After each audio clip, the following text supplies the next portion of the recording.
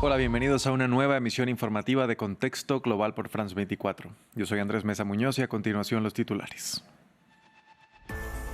Donald Trump recibió en la Casa Blanca al primer ministro de Reino Unido, Keir Starmer. Durante una rueda de prensa conjunta, el mandatario británico pareció criticar el acercamiento de Washington a Rusia y dijo que cualquier acuerdo para alcanzar la paz en Ucrania no puede favorecer al agresor. Los aranceles estadounidenses contra México y Canadá se activarán el próximo 4 de marzo. Así lo dejó claro el presidente Donald Trump, quien dijo que estos países no han hecho nada para frenar el flujo de fentanilo a Estados Unidos. También se anunció un 10% adicional para China. El líder del partido kurdo PKK en Turquía llama a deponer las armas y al fin de la violencia.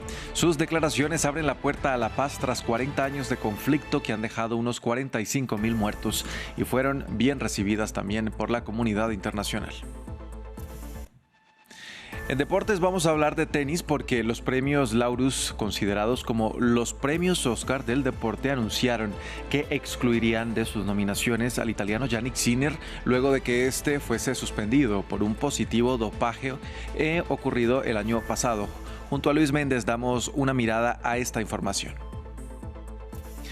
México, Canadá y China, empresarios europeos, respondieron este jueves a Donald Trump, que confirmó la aplicación de aranceles desde la próxima semana, una medida que, según dicen, afectarían el comercio global y con graves consecuencias en Estados Unidos. Estamos en la antesala de una guerra comercial. Lo analizamos enseguida con nuestro espacio de economía con Martín Gripo. Empezamos.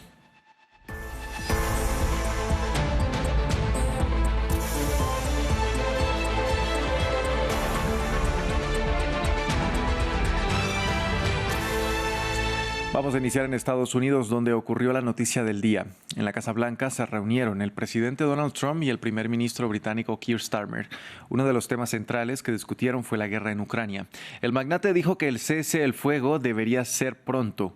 Esto ocurre un día antes de que el ucraniano Volodymyr Zelensky visite Washington para firmar un acuerdo sobre minerales críticos. Maxim Pluvine tiene los detalles. Un encuentro bilateral amistoso, pero con cautela. El presidente estadounidense Donald Trump y el primer ministro británico Keir Starmer se reunieron el jueves en Washington para mantener sus primeras conversaciones en persona. El líder republicano prometió un acuerdo comercial con el Reino Unido, sin dar más detalles sobre lo que incluiría. Vamos a tener un gran acuerdo comercial, de una manera o de otra. Vamos a tener un muy buen acuerdo comercial para los dos países. Por otra parte, el miércoles, Starmer instó a Estados Unidos a proporcionar un respaldo de seguridad para cualquier fuerza europea que participe en un posible papel de mantenimiento de la paz en Ucrania. Starmer fue el segundo líder europeo que se reúne con Trump esta semana. No obstante, mostró marcadas diferencias sobre la libertad de expresión y sobre la paz negociada en Ucrania. Hay un famoso eslogan en el Reino Unido después de la Segunda Guerra Mundial, que es que tenemos que ganar la paz, y eso es lo que debemos hacer ahora, porque no puede ser una paz que recompense al agresor o que dé aliento a regímenes como Irán. Trump, que asumió el cargo el 20 de enero, ha escandalizado a los aliados tradicionales de Estados Unidos en Europa al cambiar los términos de la relación con Moscú. Se espera que el presidente ucraniano Volodymyr Zelensky esté en Washington el viernes para firmar un acuerdo con Trump sobre minerales de tierras raras. En el encuentro con Starmer, Trump descartó la opción de imponer aranceles contra el Reino Unido, una medida que sí aplicará a México y Canadá. Desde el próximo martes, Estados Unidos cobrará un impuesto del 25% a los productos importados desde estos dos países. El primer ministro canadiense Justin Trudeau prometió que su país responderá con contundencia si la medida se aplica, mientras que la presidenta mexicana Claudia Sheinbaum hizo un llamado a la calma declarando que intentará negociar con el republicano. Diego Bassani nos trae la historia. Donald Trump cambia de planes y anuncia que impondrá aranceles a México y Canadá. Este jueves, el presidente de Estados Unidos ha declarado que el próximo martes se impondrán impuestos arancelarios del 25% a sus vecinos del norte y del sur. El mandatario ha argumentado que la medida se llevará a cabo como consecuencia del alto nivel de tráfico de estupefacientes a lo largo de las dos fronteras. Creo que con el tiempo veremos que las drogas se detienen porque no se debería permitir que esas drogas entren a los Estados Unidos de América. No vamos a permitir que eso ocurra, así que seguiremos adelante con los aranceles el 4 de marzo. And then on the 2nd of April, we have Como respuesta, el primer ministro de Canadá ha dicho que su país hará todo lo posible para evitar la entrada en vigor de los aranceles. A su vez, Trudeau ha declarado que en lo que va del año, Canadá ha invertido más de $1.000 millones para mejorar su seguridad fronteriza. Haremos todo lo necesario para evitar la puesta en marcha de esos aranceles. Como he dicho, si el martes se imponen aranceles injustificados a Canadá, daremos una respuesta inmediata y extremadamente contundente. Por su parte, la presidenta de México, Claudia Sheinbaum, ha hecho un llamado a la calma y ha asegurado que intentará negociar lo más pronto posible con el gobierno Trump. Sabemos que el presidente Trump tiene su forma de comunicarse y su forma de establecer los momentos de negociación, de trabajo compartido, y pues hay que siempre pensar que podemos llegar a un acuerdo, ¿no? Entre tanto, el secretario de Estado de Estados Unidos, Marco Rubio, y el secretario de Relaciones Exteriores de México, Juan Ramón de la Fuente, se han reunido en Washington para tratar temas migratorios y económicos. Al término de la reunión, la Cancillería mexicana ha declarado que el encuentro fue cordial y productivo. Además, afirmaron que llevarán a cabo acciones coordinadas para combatir el crimen organizado. Terminó en Italia la COP16, la cumbre de la ONU sobre biodiversidad. Sus participantes insistieron en recolectar $200.000 millones al año de aquí a 2030 para financiar la protección de ecosistemas, fauna y el resto de la diversidad ecológica. Sin embargo, el acuerdo todavía no establece los detalles. También llegaron a un punto medio de una discusión difícil. ¿Cómo qué fondo manejará ese dinero? Los países desarrollados defendían que dichos recursos los siguiera manejando el Fondo de Medio Ambiente GEF y el Sur Global pedía crear una nueva institución. Al final pactaron plantear una nueva ruta. Esta COP había comenzado en Cali, Colombia, pero se suspendió por falta de participantes, por lo que se reanudó esta semana en Roma. En Bolivia, el expresidente Evo Morales rompió definitivamente con el oficialista Movimiento al Socialismo al presentar su renuncia a este partido, el cual había liderado por casi 30 años y tras tensiones con su ex aliado, el presidente Luis Arce. Morales aspira a ser candidato a las elecciones del 17 de agosto por el partido Frente para la Victoria, a pesar de su inhabilitación al haber servido ya 2 periodos en la presidencia, que es el límite permitido. Pasamos a Argentina. El gobierno de Javier Milei enfrenta una nueva polémica. La Agencia Nacional de Discapacidad, dependiente del Ministerio de Salud, incluyó una serie de calificativos despectivos para referirse a las personas con discapacidad intelectual, llamándolos idiotas, débiles mentales e imbéciles dependiendo de su grado de discapacidad. Varias organizaciones criticaron la medida. Una de ellas es la Asociación Síndrome de Down de la República Argentina y por ello a esta hora saludamos a Rosa Ciotti, quien es una de sus integrantes. Rosa, bienvenida a France 24.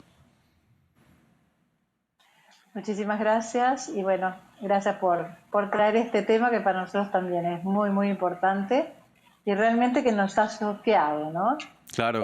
Más que decir que Milei ha dicho estas palabras, bueno, es una clasificación, digamos, de hace como 40 años que él ha utilizado y bueno, esto de tener que recibir pensiones no contributivas con las cuales las personas con discapacidad no es tanto lo que cobran, pero bueno, afrontan problemas como el tema de que no tienen trabajo, de que les cuesta muchísimo, 5% de personas con discapacidad que no acceden al trabajo.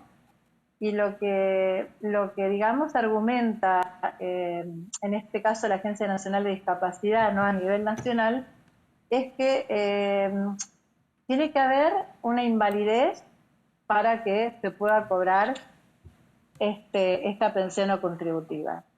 Y la verdad es que hoy día nosotros nos estamos guiando por la Convención Internacional de los Derechos de las Personas con Discapacidad. Nosotros en Argentina desde el 2008 adherimos y es constitucional y tiene una mirada no médica de la discapacidad, sino una mirada social, donde hallamos que las barreras están más en el medio de todo en lo que nos rodea, en la falta de accesibilidad, etcétera. Claro. Entonces, hoy día, por precisamente, ejemplo, nosotros a propósito, Rosa, quería preguntarle qué impacto tienen estas medidas en varios niveles, por ejemplo, en lo ético y en materia de derechos humanos, por ejemplo. Exactamente, justamente la convención internacional que estoy mencionando, primero que está arriba de toda ley, de toda resolución, Así que es importante guiarse por ella. Se compromete el Estado a garantizar los derechos de las personas con discapacidad en la educación inclusiva, en la empleabilidad, en la información y un montón de derechos que tienen que gozar. En este caso, la pensión no contributiva ayuda para todas estas personas, ¿no? Yo también tengo a mi hija con síndrome de Down y la verdad es que tardan mucho en poder conseguir un trabajo, vuelvo a decir, y de niños, si en este caso no consiguen la pensión no contributiva, ¿qué es lo que sucede? No pueden acceder tampoco a la cobertura de salud que puede brindar el Estado. Así que al no tener pensión, al no tenerla la pensión, no accede tampoco al beneficio del cuidado de su salud. Con lo cual, bueno, todas las prestaciones que hoy necesitan ellos para poder evolucionar realmente quedan perdidas y la evolución, digamos, queda del desarrollo, queda en el medio de todo, ¿no? Sí, Rosa, tenemos poco tiempo, quisiera hacerle un par de preguntas. ¿Qué dice esto, por ejemplo, sobre la visión que tiene el gobierno de Javier Milei sobre la inclusión y los derechos de las personas con discapacidad? Quiero comentar que nosotros en Argentina, sobre todo en la parte del gobierno de la ciudad, se ha implementado una ley nueva que terminó el año pasado, que sancionó, por la cual los funcionarios públicos deben acceder a una capacitación en la perspectiva en discapacidad. Para construir leyes, para construir resoluciones, deben conocer cuál es la perspectiva en discapacidad. Hay un gran desconocimiento de parte de Milei, de parte del gobierno. La Agencia Nacional de Discapacidad es la que debe acceder. Nosotros hemos mandado 3 comunicaciones, 3 cartas pidiendo reunión para que las organizaciones podamos explicar cuáles son las necesidades de nuestros hijos.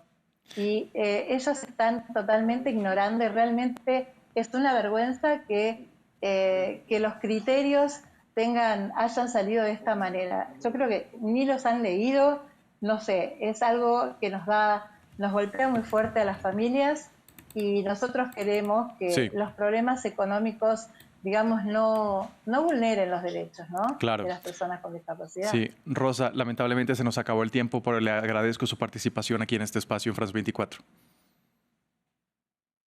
Gracias a ustedes. Cambiamos de tema. Después de décadas de conflicto entre el PKK y el Estado turco, parece que hoy se abre una puerta para la paz. El posible desarme de la guerrilla también trae consigo una buena dosis de posibles desenlaces a nivel político. El informe es de Aitor Chavarri. El conflicto entre el PKK y el Estado turco podría estar llegando a su fin. ¿Pero qué viene después? Tras las declaraciones del líder de la guerrilla, Abdullah Öcalan, pidiendo el desarme y la desmovilización, se abren muchas puertas en el futuro de Turquía y de los países donde el PKK tiene presencia. Uno de los primeros beneficiados de esta coyuntura podría ser el presidente Recep Tayyip Erdogan. Con el acercamiento a los kurdos, podría aprobar un cambio en la Constitución y así mantenerse en el poder. La coalición que mantiene con los ultranacionalistas está muy lejos de alcanzar a 400 escaños, lo que obliga a buscar el voto kurdo. Los kurdos también podrían verse beneficiados y cumplir algunos de sus reclamos históricos, aunque el presidente insista que no hay ningún reclamo para dejar las armas por parte de la guerrilla. Una nueva constitución debería garantizar ciertos derechos lingüísticos, culturales, por los que el PKK, la guerrilla kurda, ha luchado durante más de 4 décadas. En este sentido, me resulta difícil concebir un desarme sin más tras una confrontación armada tan prolongada, ¿no? Siria sería otro escenario en el que el cambio podría agitar la situación. Junto con este proceso de desarme, parece que el comandante en jefe de las YPG, Mazlum Kobani o Mazlum Abdi, también busca establecer una base para negociar con el nuevo gobierno sirio. Creo que tarde o temprano sí que encontrarán una fórmula para integrar por lo menos las fuerzas armadas de las YPG en el ejército sirio, pero no sabemos de momento bajo qué condiciones y en qué términos. A la espera de conocer cuáles serán los siguientes movimientos del gobierno como de la guerrilla, el desarme podría suponer un punto de inflexión regional. Pasamos ahora a la información deportiva. Bien, y para hablar de deportes ya se encuentra conmigo en el estudio mi compañero Luis Méndez. Luis, buenas noches. Buenas noches, Andrés. Luis, vamos a iniciar hablando de tenis porque el principal cabeza de serie quedó eliminado del Abierto de Dubái. Así es, estamos hablando de Daniil Medvedev, quien cayó en 3 sets frente al neerlandés Talon Griekspoor. Medvedev, quien hasta este partido venía desplegando un buen nivel de tenis, se quedó con el primer parcial 2-6, apelando a su experiencia y buena ubicación de golpes. No obstante, Griekspoor reaccionó en el segundo y fue derribando los pilares del ruso con winners inimaginables. Así fue capaz de ganar el segundo set 7-6. Lo que sacó de sus cabecillas al tenista ruso, que tuvo una pelea con el juez principal. Al final, el neerlandés apeló a su paciencia de buenas evoluciones para quedarse con el partido con un parcial de 7-5 en el tercer set.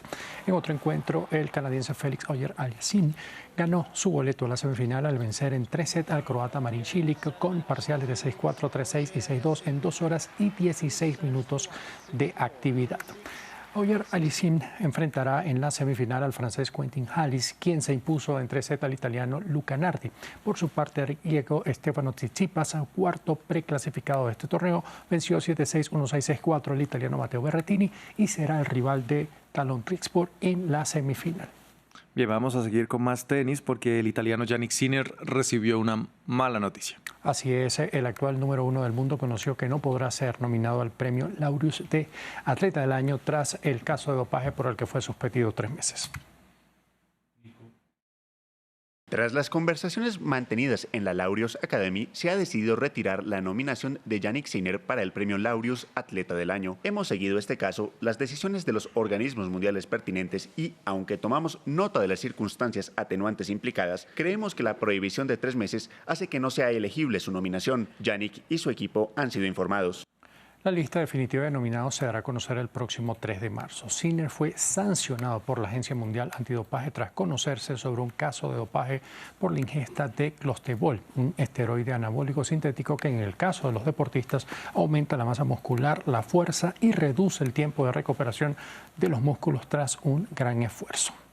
Luis, vamos a cambiar ahora al fútbol porque el Sporting avanzó a la semifinal de la Copa de Portugal. Así es, los verdebrancos vencieron al Gil Vicente con marcador de 1-0 para acceder por 36ª ocasión a la serie previa a la final. Fue un partido donde Gil Vicente intentó hacer respetar su casa, pero el portero Ruiz Silva evitó que se fueran arriba. El único tanto del partido fue obra del belga Zenit de Bast a los 68 minutos tras llevar a la red un balón con un potente disparo desde fuera del área. El rival del Sporting será Rio Ave en una serie de ida y vuelta que se disputará en el mes de abril. En otros resultados del fútbol europeo, el Bolonia remontó y venció 2-1 al Milan, un resultado que le permite acceder al 6º lugar que daría acceso a la Conference League, esto por la Serie A de Italia. En cuanto a la Premier League inglesa, el West Ham se impuso 2-0 al Leicester. Bien, Luis, ahora en más noticias del fútbol, Cerro Porteño avanzó a la tercera ronda de la Copa Libertadores. Así es, Andrés, el 11 paraguayo despachó al Monagas de Venezuela tras vencerlos con marcador de 3-1 en un duelo disputado en Asunción, Paraguay. El Monagas comenzó ganando el partido con el tanto del panameño Tomás Rodríguez a los 4 minutos, pero Cerro empató a los 19 con el tanto de Diego León. Jorge Morel amplió la cuenta a los 45+4 y Wilder Vieira a los 51 sentenció este compromiso. A esta hora se está disputando el último partido de esta fase de la Copa Libertadores entre el Melgar de Perú y el Tolima de Colombia. A este momento, en el entretiempo, el partido marcha con empate sin goles. El Melgar se impuso en la ida con pizarra de 1-0. Bien, ahora del fútbol vamos a pasar al baloncesto para hablar de los resultados de la Euroliga. Así es, Andrés, jornada 27 de la fase regular y hubo clásico español entre el Real Madrid y el Barcelona, donde los blancos se quedaron con la victoria con marcador de 96-91. Hubo invitados especiales. Luka Modric, el croata, y el francés Kylian Mbappé, ambos jugadores del Real Madrid de fútbol, estuvieron presentes. Los blaugranas, apelando, entre otros argumentos, a la larga distancia, se quedaron con los 2 primeros parciales 23-25 y 17-18. Pero el Real Madrid fue remontando con Alberto Apalde, quien terminó este partido con 16 puntos, al tiempo que Mario Sonja finalizó con 19 para ser el mejor por el Madrid. El argentino argentino Facundo Campazzo terminó el duelo con 18 unidades. Esta fue la primera victoria del Real Madrid en el mes de febrero, luego de 3 derrotas consecutivas. En otros resultados de la jornada, el Zalgiris venció al Estrella Roja 80-86. El París Basketball venció 93-88 al Bayern Múnich alemán. El Emporio Armani de Italia se impuso 86-80 al AS Mónaco francés. El Maccabi Tel Aviv venció al Fenerbahce turco para cerrar la jornada. Luis, y vamos a cerrar con Fórmula 1 porque el español Carlos Sainz dominó el segundo día de práctica en Bahrein. Así es, el ex Ferrari dejó el mejor tiempo, superando en 31 milésimas de segundo al 7 veces campeón Lewis Hamilton. Sainz, al volante de Williams, supo sacarle provecho al auto en una de sus vueltas. En su 10ª campaña, logró dejar el mejor tiempo antes de añadir 83 giros en la jornada vespertina. Lewis Hamilton, ahora vestido con el rojo de Ferrari, finalizó en la segunda posición, al tiempo que su compañero de equipo Charles Leclerc finalizó tercero. Bien, Luis, muchas gracias por la información deportiva. Nos vemos ya más adelante. A ti, Andrés, un placer. Y de los deportes pasamos ahora a la economía. Y esta noche, para hablar de números, se encuentra conmigo en el estudio mi compañero Martín Gripo. Martín, ¿qué tal? ¿Cómo estás, Andrés? Muy buenas noches. Muy bien también, Martín. Estamos ya hablando de las amenazas de aranceles de Donald Trump hacia sus grandes aliados y le pregunto, ¿estamos a pocos días de que se desate una guerra arancelaria? Bueno, Andrés, eso está por verse, pero lo que sí está confirmado es el aumento en las tensiones con los recientes anuncios del presidente estadounidense Donald Trump, quien confirmó la entrada en vigor de los aranceles del 25% a los productos mexicanos, canadienses y un arancel del 10% a las importaciones chinas. Todo esto desde el 4 de marzo. El inquilino de la Casa Blanca dijo que se harán efectivos estos gravámenes porque las drogas letales como el fentanilo siguen llegando a Estados Unidos y denuncia que el ingreso es desde esos países, Andrés. Martín, ahora hay reacciones en todo el mundo ante estos anuncios. Así es, y México fue uno de los primeros en reaccionar. La presidenta Claudia Sheinbaum aseguró que tiene la esperanza de que el país llegue a un acuerdo con Estados Unidos para evitar consecuencias en el Tratado de Libre Comercio conocido como TEMEC. Sheinbaum, que gobierna el mayor socio comercial de Estados Unidos, dijo que el gabinete de seguridad, el ministro de Economía y el ministro de Finanzas están en Washington para dialogar con el gobierno de Estados Unidos, país al que llegan el 80% de las exportaciones mexicanas. La escuchamos. También el objetivo pues es proteger el tratado comercial México, Estados Unidos y Canadá, y en ese marco pues ver qué acciones se pueden desarrollar para poder fortalecer las tres economías. Entonces llevan muy estudiados los distintos temas y ya ha habido conversaciones previas. Entonces espero que podamos llegar a un acuerdo y que bueno pues el 4 de marzo podamos anunciar otra cosa. Sabemos que el presidente Trump tiene su forma de comunicarse y su forma de establecer los momentos de negociación, de trabajo compartido, y pues hay que siempre pensar que podemos llegar a un acuerdo, ¿no? Bien, Martín, Canadá también respondió a Trump. Así es, Andrés, el primer ministro canadiense Justin Trudeau dijo que su país tendrá una respuesta inmediata y extremadamente fuerte si Estados Unidos impone los aranceles a las importaciones canadienses. Trudeau dijo en una conferencia de prensa desde Montreal que su gobierno no quiere una guerra comercial con su vecino del sur. Lo primero que hay que decir sobre los aranceles es que nuestro gobierno y, de hecho, todo el equipo de Canadá, los ministros, los líderes empresariales y los líderes comunitarios están centrados en una cosa: asegurarse de que el martes y las semanas siguientes no se impongan aranceles a Canadá.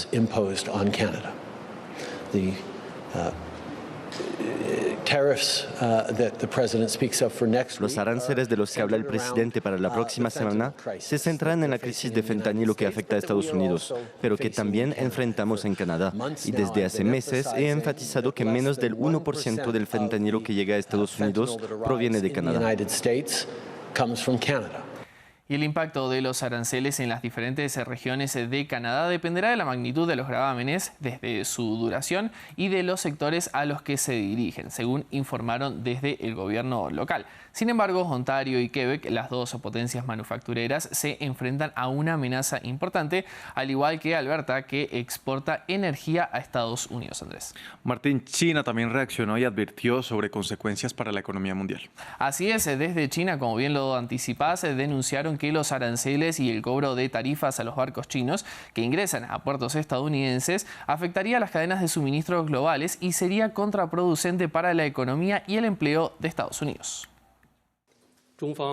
China ha afirmado en repetidas ocasiones que la investigación de la sección 301 de Estados Unidos es una práctica unilateral y proteccionista típica y que viola gravemente las normas de la Organización Mundial del Comercio. China está profundamente insatisfecha con ella y se opone firmemente a ella. Instamos a la parte estadounidense a que respete los hechos y las normas multilaterales y que no repita sus errores. Seguimos de cerca la iniciativa estadounidense y tomaremos todas las medidas necesarias para salvaguardar resueltamente nuestros propios derechos e intereses.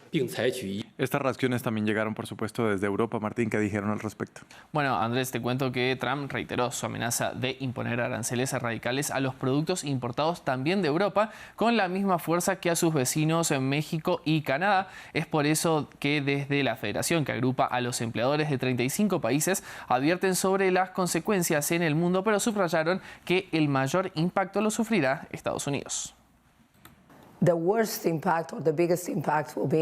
El peor impacto o el mayor impacto será en la economía estadounidense. Si Estados Unidos hace esto con todos los socios y sin excepciones, el mayor impacto será en la economía de ese país.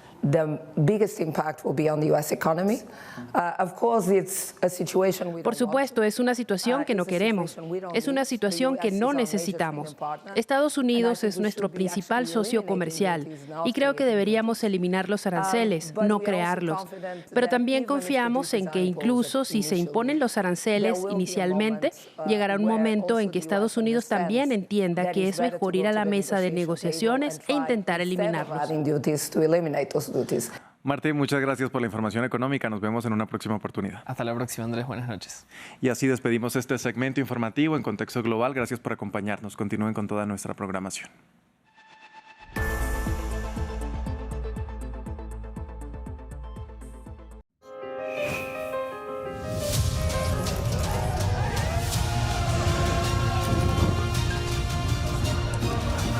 Es precioso. Lo escuché sin parar. Es histórico. Me encanta.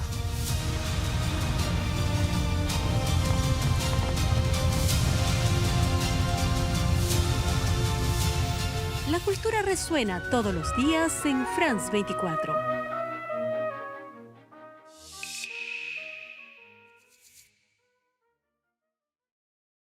RFI y France 24 presentan. En Primera Plana les proponemos cada semana un análisis monográfico y en profundidad sobre un asunto candente de la actualidad internacional. Es la base para empezar a pensar nuevas cosas para el futuro de la Iglesia. Una culminación que parece como el camino ya pasado, sino hasta dónde va. Creo que va a haber esa búsqueda permanente de un equilibrio forzosamente inestable con sus momentos de crisis y sus momentos más apaciguados. Con diferentes voces y distintas perspectivas. Lo que los gobiernos tienen que hacer básicamente ahora es tener una nueva visión del sistema de cuidados. No se pierdan cada semana nuestra ventana abierta al mundo. No se pierdan En Primera Plana. En Primera Plana, un programa en colaboración con RFI presentado por Carlos Herranz.